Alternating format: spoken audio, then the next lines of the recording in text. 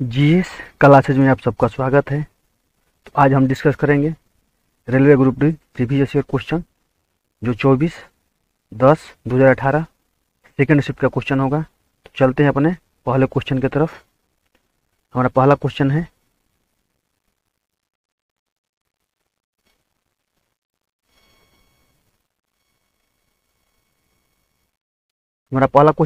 भारत के संविधान में सेक्युलर शब्द को किस संशोधन अधिनियम के माध्यम से जोड़ा गया था? और हमारा ऑप्शन है 52वां संविधान संशोधन, 32वां संविधान संशोधन, 44वां संविधान संशोधन और 42वां संविधान संशोधन। तो हमारा आंसर होगा ऑप्शन नंबर डी, 42वां संविधान संशोधन। 42वां संविधान संशोधन स्वर्ण सिंह समिति के सिफारिश के आधार पर किया गया था। इसमें 3 शब्द जोड़े गए थे, समाजवादी, पंथ निरपेक्ष एवं अखंडता। पंथ निरपेक्ष को ही सेक्युलर कहा जाता है। पंथ निरपेक्ष न लिख करके यहाँ पर इंग्लिश वर्ड लिख दिया है सेक्युलर शब्द जोड़ा गया था 42वां संविधान संशोधन 1976 में स्वर्ण सिंह समिति के सिफारिश के आधार पर किया गया था। तो 3 शब्द जोड़े गए थे, याद रखिएगा, समाजवादी, पंथ निरपेक्ष यानी कि सेक्युलर एवं अखंडता जोड़े गए थे। तो 42वां संविधान संशोधन हमारा राइट आंसर होगा। चलते हैं अपने अगले क्वेश्चन पर। हमारा अगला क्वेश्चन है, 1 बिलियन में पानी की 320 ग्राम मात्रा में सामान्य नमक की मात्रा 46 ग्राम है। द्रव्यमान प्रतिशत द्वारा द्रव्यमान के संदर्भ में बिलियन की सांद्रता की गणना कीजिए। तो यहाँ पर जो 320 ग्राम पानी है उसमें 46 ग्राम नमक है। तो 320 और 46 ऐड कर देंगे तो हमारा हो जाएगा 366।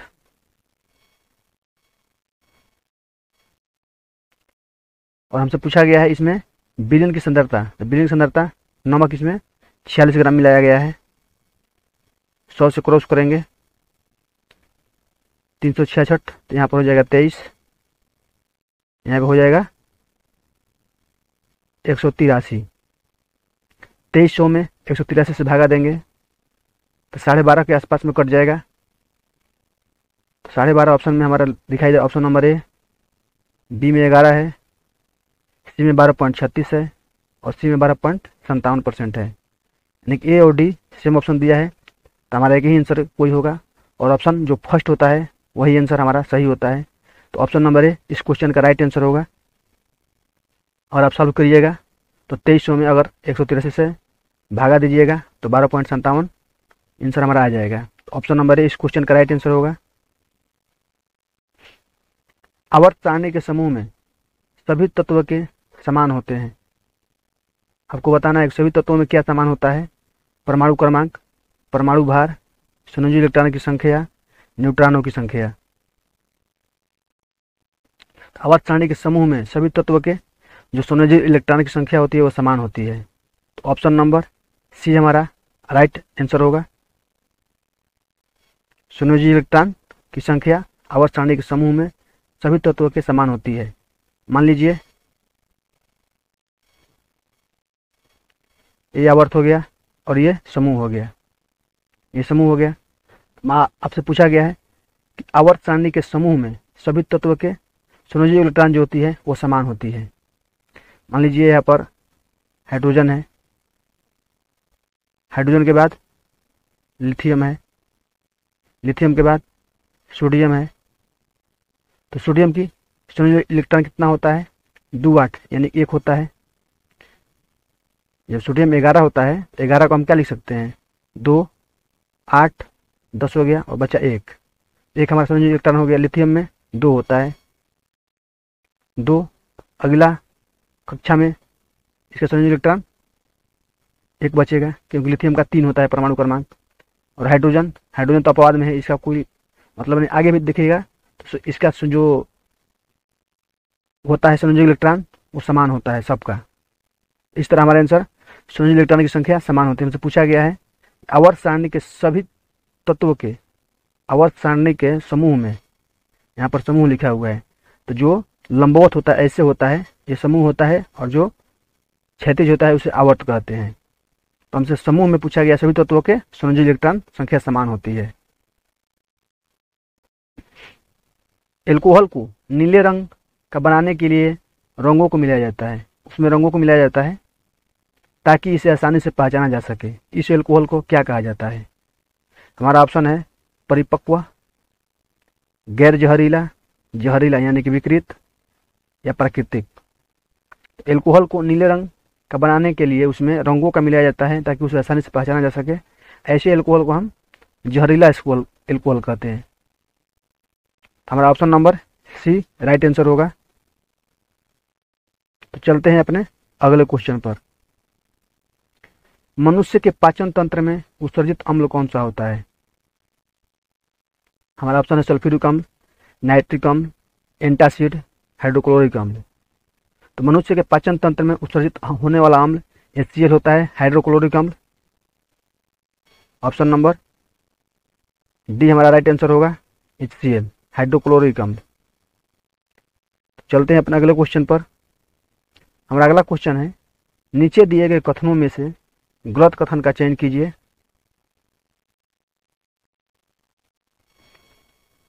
पहला कथन है, द्वितीय समूह में मौजूद तत्व क्षारीय धातु कहलाते हैं। ये तो सही है। 18वें अथवा शून्य समूह में स्थित गैस निष्क्रिय होती है। ये भी सही है। 18वें समूह को शून्य समूह कहा जाता है। उसमें जितने भी गैस तत्व हैं वो सब गैस हैं और निष्क्रिय गैस हैं। पहले और दूसरे समूह के तत्वों को एस ब्लॉक के तत्व कहलाते हैं, जो कि ये भी सही है। और 17वें समूह में मौजूद तत्व क्षारीय धातु कहलाते हैं, ये जो गलत है। 17वें समूह को हम हाइड्रोजन ग्रुप कहते हैं। 17वें समूह को हम हाइड्रोजन 17वें समूह को हम हाइड्रोजन ग्रुप कहते हैं। तो जिसमें लिखा गया 17वें समूह को तत्व क्षारीय धातु होते हैं, नहीं, हाइड्रोजन होते हैं। तो ऑप्शन नंबर डी हमारा आंसर होगा। कि जो पूछा गया हमसे कौन सा कथन गलत है, तो ऑप्शन नंबर डी गलत है और बाकी 3 सही है। हमारा आंसर हो गया ऑप्शन नंबर डी। हमारा अगला क्वेश्चन है, उस विधि को क्या कहते हैं जिसके द्वारा गर्भाशय में कॉपर टी रखी जाती है? हमारा ऑप्शन है संभोग, गर्भनिरोधक, गर्भधारण, निषेचन। आपको बताना है जिसके द्वारा गर्भाशय में कॉपर टी रखी जाती है उस विधि को क्या कहते हैं? तो उस विधि को हम गर्भ निरोध कहते हैं। तो ऑप्शन नंबर बी हमारा राइट आंसर होगा। कॉपर टी का प्रयोग गर्भ निरोधक के लिए किया जाता है। यह महिलाओं के गर्भाशय में डाला जाता है। एक बार कॉपर टी सही प्रकार से आरोपित हो जाने पर यह जुग्मनज और गर्भाशय, जो जुग्मनज होता है और गर्भाशय होता है, उनके मध्य में एक बाधा बन जाता है, जिससे महिलाओं में गर्भधारण की क्षमता रुक जाती है, गर्भधारण नहीं हो पाता है। तो इस विधि को हम क्या कहते हैं? गर्भनिरोध। इसमें कॉपर टी उपयोग किया जाता है। ऑप्शन नंबर बी हमारा इस क्वेश्चन का राइट आंसर है। किस मुगल शासक ने दिन इलाही की शुरुआत की थी? हमारा ऑप्शन है शाहजहां, अकबर, हुमायूं, औरंगजेब। तो दिन इलाही की शुरुआत अकबर ने किया था। तो ऑप्शन नंबर बी हमारा राइट आंसर होगा। अकबर ने 1582 में किया था। 1582 में अकबर ने दिन इलाही की शुरुआत की थी। हमारा अगला क्वेश्चन है, निम्नलिखित में से कौन सा गुरुत्वाकर्षण का उदाहरण नहीं है? हमारा पहला है ग्रहों के वायुमंडल को उनसे अलग होने से रोकना। बिल्कुल सही है, गुरुत्वाकर्षण के उदाहरण है ये। हमसे पूछा गया कौन सा नहीं है। यह ब्लैक होल के घूर्णन में सहायक है, इसको रहने देते हैं। ये तो हमारा सही है, जो कि गुरुत्वाकर्षण के कारण होता है, इसको रहने देते हैं, बाकी इस बाद में देख लेंगे। तारों को आपस में जोड़े रखता है, तारों को आपस में जोड़े रखना गुरुत्वाकर्षण का ही काम है, जो कि सही है। चांद का उसकी कक्षा में स्थित होना, चांद जो अपनी कक्षा में स्थित है वो पृथ्वी के गुरुत्वाकर्षण से ही स्थित है। तो ऑप्शन नंबर डी भी सही है। गुरुत्वाकर्षण के बारे में हमसे पूछा गुरुत्वाकर्षण का उदाहरण नहीं है, यहाँ पर नहीं दिया हुआ है। तो जो हमारा बी है वो हमारा राइट आंसर हो जाएगा। जो यह ब्लैक होल होता है, यह घूर्णन में सहायक है, इसके लिए गुरुत्वाकर्षण की जरूरत नहीं है। तो ऑप्शन नंबर बी हमारा राइट आंसर होगा। शैवाल निम्नलिखित में से किस समूह से संबंधित है? जो शैवाल है वो किस समूह से संबंधित है? हमारा ऑप्शन है टेरिडोफाइटा, थैलोफाइटा, आवृतबीजी, एंजियोस्पर्म, ब्रायोफाइटा। तो जो सवाल होता है वो थैलोफाइटा में होता है। थैलोफाइटा समूह का जंतु है, जीव है। तो थैलोफाइटा समूह के अंतर्गत सवाल आता है, तो ऑप्शन नंबर बी हमारा इस क्वेश्चन का राइट आंसर होगा। और अगला क्वेश्चन है, किसी पिंड का भार न्यूनतम कहां पर होता है? किसी पिंड का भार न्यूनतम कहां पर होता है? भूमध्य रेखा पर, उष्णकटिबंधों पर, उपोष्ण कटिबंधों पर, ध्रुवों पर। तो मान लीजिए पृथ्वी हो गया, ये मान लीजिए देशांतर हो गया, और ये हमारा अक्षांश हो गया। जो बीचों बीच है ये 0 डिग्री है, यानी भूमध्य रेखा है। और ये हमारा ये होगा नॉर्थ पोल, ये हो गया साउथ पोल। तो मान लीजिए कोई वस्तु यहाँ पर है, तो 0 डिग्री पर 0 होगा। यहाँ से जस्ट जस्ट ऊपर जाएगा इसका मान वेट बढ़ता चला जाएगा, और जस्ट जस्ट भूमध्य रेखा से नीचे आएगा तो यहाँ पर भी बढ़ता रहेगा। और मान लीजिए पोल से अगर विषुवत रेखा पर आए, और मान लीजिए कोई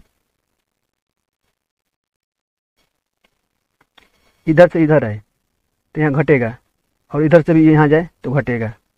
यानी किसी उत्तरी पोल हो या दक्षिणी पोल हो, वहाँ से अगर विषुवत रेखा के पास आएगा तो उसका भार न्यूनतम होगा या घटता चला जाएगा। और विषुवत रेखा से नॉर्थ पोल जाए या साउथ पोल जाए, उसका भार बढ़ता चला जाएगा। तो हमसे पूछा गया है कि इस पिंड का भार न्यूनतम कहाँ पर होगा? तो न्यूनतम भूमध्य रेखा पर होगा। तो ऑप्शन नंबर ए हमारा इस क्वेश्चन का राइट आंसर होगा। भूमध्य रेखा पर न्यूनतम होगा और ध्रुव पर अधिकतम होगा।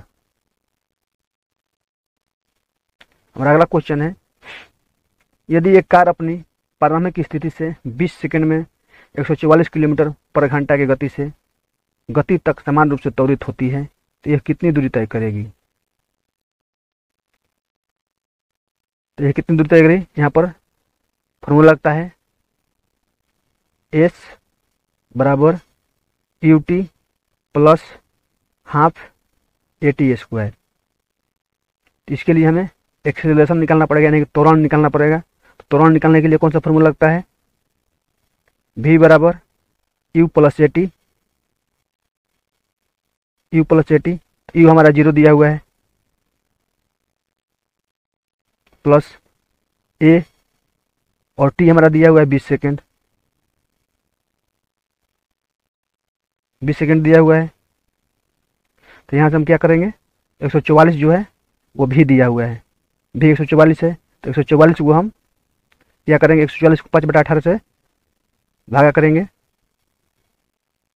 144 दिया है भी हमारा, 144 को 5/18, 18 8 144, 8 5 40।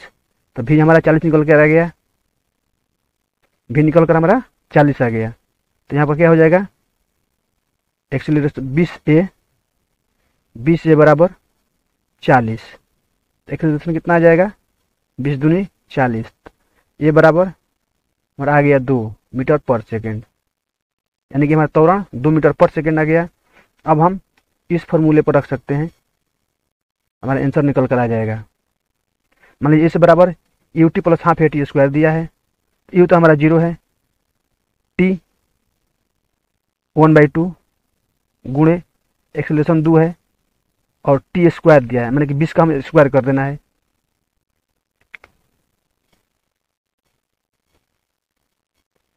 तो मान लीजिए 0 0 प्लस हाफ इंटू होगा, यहाँ पे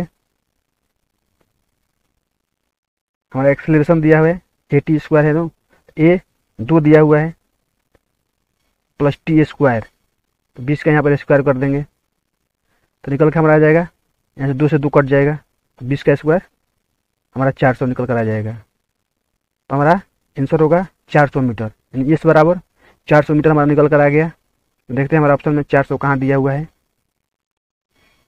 ऑप्शन नंबर ए जो दिया है हमारा राइट आंसर है।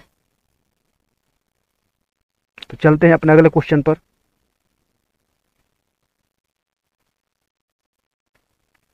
हमारा अगला क्वेश्चन है, एक वस्तु का भार पृथ्वी पर 6000 न्यूटन है, तो चांद की सतह पर उसका भार क्या होगा? तो पृथ्वी की अपेक्षा 1/6 होता है, 1/6, तो 6000 का 1/6 करेंगे तो 6 से 6 कट जाएगा, यानी कि 1000 न्यूटन हमारा आंसर होगा। ऑप्शन नंबर सी 100 न्यूटन दिया है, हाँ डी हमारा आंसर राइट हो जाएगा, 1000 न्यूटन। हमारा अगला क्वेश्चन है, एन टी रामाराव ने तेलुगु देशम पार्टी कब स्थापित की थी? 29 मार्च 1962, 29 मार्च 1982, 29 मार्च 1985, 29 मार्च 1975। एन टी रामाराव एक अभिनेता थे और इन्होंने तेलुगु देशम पार्टी की स्थापना 29 मार्च 1982 को किया था। ऑप्शन नंबर डी हमारा राइट आंसर, सॉरी बी हमारा राइट आंसर होगा, 1982। हमसे पूछा गया है कि 25 डिग्री सेल्सियस पर विभिन्न माध्यम में ध्वनि के चाल के बारे में कौन सा कथन सही है? हीलियम गैस में ध्वनि की चाल 965 मीटर पर सेकेंड है। 25 डिग्री सेल्सियस पर हीलियम गैस में ध्वनि की चाल 965 मीटर पर सेकेंड, जो कि सही दिया हुआ है। हीलियम को 25 डिग्री टेम्परेचर दे दिया जाए तो इसमें ध्वनि की चाल 975 मीटर पर सेकेंड होगा। हाइड्रोजन गैस में ध्वनि की चाल 25 डिग्री टेम्परेचर पर 1284, ये भी सही है। जो दोनों दिया है बिल्कुल सही है। तो ऑप्शन नंबर हमारा कौन सा सही है? ए और बी दोनों सही है, तो ऑप्शन नंबर डी हमारा राइट आंसर होगा कि दोनों सही है। 25 डिग्री टेम्परेचर पर हीलियम गैस में ध्वनि की चाल 965 मीटर पर सेकंड होता है और हाइड्रोजन में गैस में ध्वनि की चाल 1284 मीटर पर सेकंड होती है 25 डिग्री टेम्परेचर पे। तो ऑप्शन नंबर डी यानी कि ए और बी दोनों सही है। हमारा अगला क्वेश्चन है, 100 वाट का एक इलेक्ट्रिक बल्ब प्रतिदिन 8 घंटे तक उपयोग किया जाता है। बल्ब द्वारा एक सप्ताह में यूनिट ऊर्जा खपत क्या होगी? तो विद्युत खर्च पूछा गया है कि एक खर्च कितना होगा। तो विद्युत खर्च बराबर होता है वाट गुणे घंटा गुणे दिन बटे में 1000। तो वाट हमारा दिया हुआ है 100 वाट 8 घंटे और दिन दिया हुआ है एक सप्ताह यानी कि 7 दिन। यहाँ से हम 1000 से इसमें भागा करेंगे, 1020 1020, 8 7 56 बटे में 10, तो निकल के हमारा आ जाएगा 5.6। तो ऑप्शन नंबर बी इस क्वेश्चन का राइट आंसर होगा कि 5.6 यूनिट एक सप्ताह में ऊर्जा खर्च होगी। ऑप्शन नंबर बी हमारा राइट आंसर होगा। हमारा अगला क्वेश्चन है, 11 वोल्ट के विभवांतर वाले दो बिंदुओं के बीच 5 कूलम का आवेश को स्थानांतरित करने में किया गया कार्य कितना है? तो V बराबर होता है W बटा में Q, V बराबर होता है W बटा में Q, तो W बराबर हो जाएगा V गुणे Q। तो V W हमको निकालना है, तो V दिया हुआ है 11 और आवेश दिया है Q 5 कूलम, 11 5 55, W बराबर 55 जूल हमारा आ जाएगा, 55 joule right answer. Option number C इस क्वेश्चन का राइट आंसर है। हमारा अगला क्वेश्चन है, 50 केजी द्रव्यमान का एक लड़का 44 सीढ़ियाँ 10 सेकंड में चढ़ता है। प्रत्येक सीढ़ी की ऊंचाई 15 सेंटीमीटर है, तो उसकी शक्ति ज्ञात कीजिए। दिया गया है जी का मान 10 सेंटीमीटर स्क्वायर। तो हमें निकालना है, शक्ति ज्ञात करना है। तो शक्ति बराबर क्या होता है mgh बटे में समय। तो हमारा m दिया हुआ है 50, m दिया हुआ है 50, g दिया हुआ है 10 और h हमारा दिया हुआ है 44 सीढ़ियाँ 15 सेंटीमीटर, जिसकी ऊंचाई प्रत्येक सीढ़ी की ऊंचाई 15। तो 44 गुणे 15 कर देंगे, यहाँ पर जगह नहीं है थोड़ा,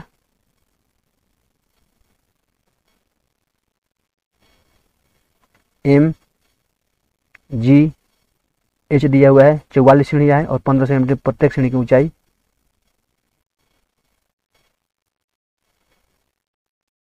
जो इसको हम मीटर सेंटीमीटर में दिया हुआ है, तो हम इसको सेंटीमीटर में करेंगे तो 100 से भागा करेंगे, और हमारा टाइम दिया हुआ है 10, और यहाँ से हम इसको सॉल्व करेंगे, हमारा आंसर निकल कर आ जाएगा 1 0 1 0 1 0 1 0, कट जाएगा। 5 दूनी 10 और 22 दूनी 44, यानी 22 गुणे 15, 22 गुणे 15 तो 22 पाँचे 100, 22 पाँचे 110, 10 का 0 हासिल 1 और 2 3 33। तो ऑप्शन नंबर हमारा आ गया आंसर 330 जूल। तो ऑप्शन नंबर ए हमारा राइट आंसर होगा 330। तो हमें निकालना है वाट, 330 वाट हमारा राइट आंसर होगा, ऑप्शन नंबर डी।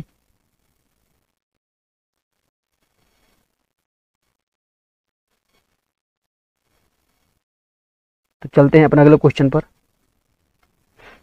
हमारा अगला क्वेश्चन है, भारत की कौन सी राजनीतिक पार्टी लेफ्ट विंग राजनीति को पुरजोर समर्थन करती है, जैसे कि सभी के लिए भूमि, काम करने का अधिकार और वैश्वीकरण, पूंजीवाद और निजीकरण जैसे नव उदारवादी नीतियों का जोरदार विरोध।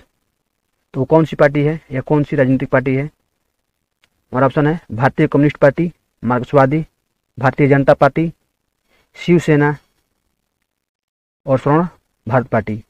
आपको बताना है इनमें से कौन है जो इन सबका विरोध करती है। भारतीय जनता पार्टी तो नहीं होगा, क्योंकि भारतीय जनता पार्टी ही निजीकरण कर रहा है, तो ये हमारा नहीं होगा। इसमें जो भारतीय कम्युनिस्ट पार्टी है, मार्क्सवादी, ये इन सब का विरोध करता है, जो कि केरल में इसी का सरकार चलता है। तो ऑप्शन नंबर ए हमारा राइट आंसर हो जाएगा, भारतीय कम्युनिस्ट पार्टी। वह दर जिस पर भारतीय रिजर्व बैंक अन्य बैंकों से ऋण लेती है क्या कहलाती है?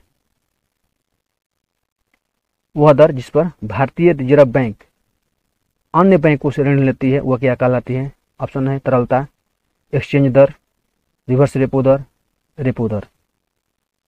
तो रेपो दर हम उसको कहते हैं जब आरबीआई किसी अन्य बैंक को मतलब कर्ज देती है, उसे हम रेपो दर कहते हैं, और जब रिजर्व बैंक किसी अन्य बैंक से ऋण लेती है तो उसे रिवर्स रेपो दर कहते हैं। तो ऑप्शन नंबर सी हमारा इस क्वेश्चन का राइट आंसर होगा। हमसे पूछा गया भारतीय रिजर्व बैंक अन्य बैंकों से ऋण लेती है तो क्या कहलाती है? तो रिवर्स रेपो दर कहलाती है। अगर आरबीआई किसी बैंक को देती है ऋण तो वो रेपो दर कहलाती है। हमारा अगला क्वेश्चन है, बारिश के दौरान ऊर्जा का किस प्रकार का परिवर्तन होता है? जब बारिश होती है तो ऊर्जा किस प्रकार का परिवर्तन होता है? यांत्रिक ऊर्जा गतिज ऊर्जा में परिवर्तित हो जाती है, पेशीय ऊर्जा यांत्रिक ऊर्जा में परिवर्तित हो जाती है, रासायनिक ऊर्जा गतिशील ऊर्जा में परिवर्तित हो जाती है, या स्थितिज ऊर्जा गतिज ऊर्जा में परिवर्तित हो जाती है। ऑप्शन नंबर डी दिखाई नहीं दे रहा होगा, स्थितिज ऊर्जा गतिज ऊर्जा में परिवर्तित हो जाती है। तो आपको बताना है कि जब बारिश होती है उसके दौरान कौन सी परिवर्तन होता है। तो बादल जब संवहन होता है तो स्थितिज में रहता है, जब बारिश शुरू हो जाती है तो गति होने लगती है। तो ऑप्शन नंबर डी हमारा राइट आंसर हो सकता है। राइट आंसर है ऑप्शन नंबर डी, स्थितिज ऊर्जा होती है, उसके बाद जब बारिश चालू हो जाती है तो गतिज ऊर्जा, यानी पानी जो है गति में आकर पृथ्वी के नजदीक आने लगता है, यानी पृथ्वी बारिश होने लगता है। तो स्थितिज ऊर्जा को गतिज ऊर्जा में परिवर्तित हो जाती है जब बारिश होती है। तो ऑप्शन नंबर डी हमारा इस क्वेश्चन का राइट आंसर होगा। तो चलते हैं अपने अगले क्वेश्चन पर। उससे पहले अगर आप हमारे चैनल पर पहली बार आए हैं तो आप हमारे चैनल को सब्सक्राइब करें, शेयर करें, लाइक करें और कमेंट में अपना स्कोर जरूर बताएं। हमारा अगला क्वेश्चन है, कोशिका विभाजन को बढ़ावा देता है, कोशिका विभाजन को कौन बढ़ावा देता है? हमारा ऑप्शन है एबिसिसिक अम्ल, ऑक्सिन, साइटोकाइनिन्स, जिबरेलिन। तो हमारा आंसर होगा साइटोकाइनिन्स। साइटोकाइनिन्स ही कोशिका विभाजन को बढ़ावा देता है। तो ऑप्शन नंबर सी इस क्वेश्चन का राइट आंसर है। तो चलते हैं अपने अगले क्वेश्चन पर। हमारा अगला क्वेश्चन, निम्न में से कौन सा ऑक्साइड अम्लीय नहीं है? CO, SO2, SO3, NO2। अधातुओं के ऑक्साइड जो जल के साथ अभिक्रिया करके अम्ल बनाते हैं उसे अम्लीय ऑक्साइड कहते हैं। जैसे मान लीजिए CO2 हो गया, SO2 हो गया, P2O5 हो गया, SO3 हो गया, NO2 हो गया। SO3 तो दिया हुआ है जो अम्लीय ऑक्साइड है, NO2 अम्लीय ऑक्साइड है, SO2 अम्लीय ऑक्साइड है। CO जो है, CO यानी कार्बन मोनोऑक्साइड, जो कार्बन मोनोऑक्साइड है यह एक अम्लीय ऑक्साइड नहीं है, यह एक उदासीन है। तो ऑप्शन नंबर ए हमारा राइट आंसर हो जाएगा। हमारा अगला क्वेश्चन है, रैकिड। जब वसा और तेल का ऑक्सीकरण होता है तो वे रैकिड हो जाते हैं और उनकी गंध और स्वाद बदल जाता है। ये कथन दिया हुआ है। और दूसरा कथन दिया हुआ है, यदि किसी प्रतिक्रियाशील धातु कोई सतह को हवा, पानी या उसके आसपास के अन्य पदार्थों द्वारा क्षति पहुंचाती है तो इसे संरक्षित संचारित होना कहा जाता है और इस प्रभाव को संचारण कहा जाता है। तो आपको बताना इनमें से कौन सा सही और कौन सा गलत है। रैकिड है, जब वसा और तेल का ऑक्सीकरण होता है तो रैकिड हो जाते हैं, वे रैकिड हो जाते हैं और उनकी गंध और स्वाद बदल जाता है। जो ये है ये तो सही दिया हुआ है। यदि किसी प्रतिक्रियाशील धातु की सतह को हवा, पानी या उसके आसपास के अन्य पदार्थों द्वारा क्षति पहुंचती है इसे संचारित होना कहा जाता है और इस प्रभाव को संचारण कहा जाता है। यह भी सही है, यानी कि बी भी सही है।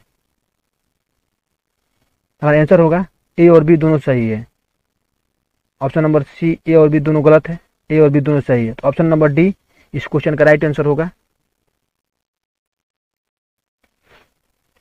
हमारा अगला क्वेश्चन है, मनुष्य में निषेचन।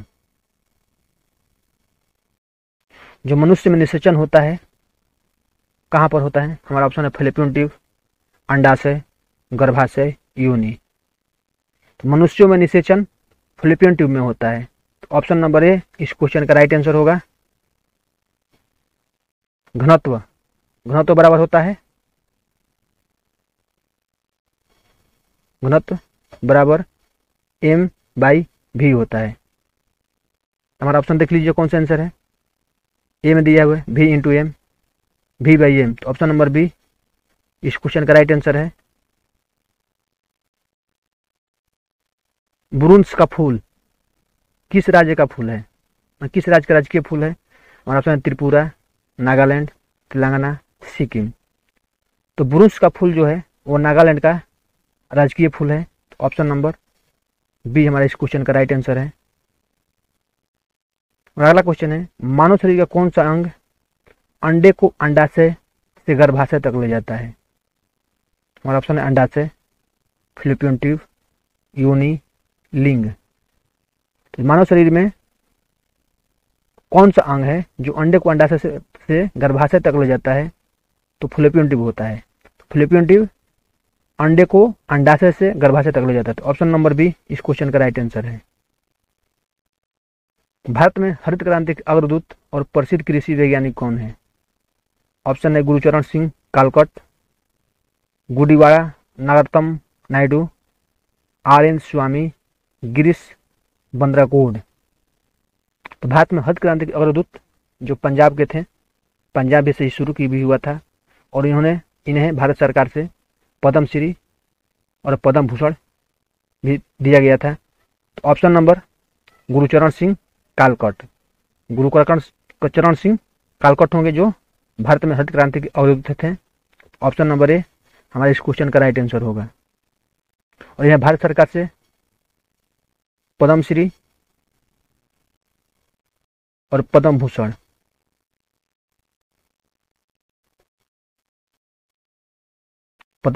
अवार्ड से नवाजा भी गया था। तो ऑप्शन नंबर ए इस क्वेश्चन का राइट आंसर है। हमारा अगला क्वेश्चन है, निम्न में से किस माध्यम का अपवर्तनांक सबसे कम होता है? आप सबको पता है, पेट्रोल, तेल, हवा, हीरा। तो इसमें से ऑप्शन के हिसाब से हवा में अपवर्तनांक सबसे कम होता है, तो ऑप्शन नंबर सी इस क्वेश्चन का राइट आंसर होगा। और अगला क्वेश्चन है, विद्युत धारा की एसआई इकाई क्या है? हमारा ऑप्शन है वोल्ट, कूलॉम, एम्पियर, ओम। विद्युत धारा एम्पियर में मापी जाती है, तो ऑप्शन नंबर सी हमारा राइट आंसर है। आज का हमारा लास्ट क्वेश्चन ये रहा,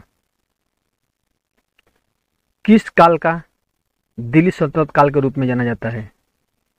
आपको बताना है कौन सा वो काल है जो दिल्ली सल्तनत, आपको बताना है दिल्ली सल्तनत कब से कब तक था। 1210 से 1526 तक,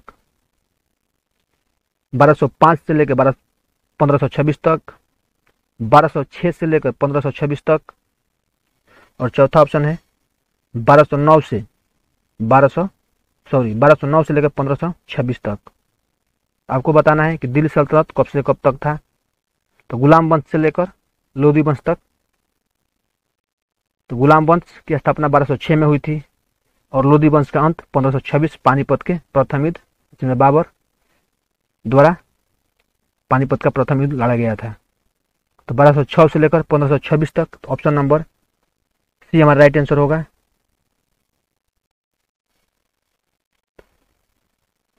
चलते अपने अगले क्वेश्चन पर। आज का हमारा क्वेश्चन यहीं पर समाप्त हुआ।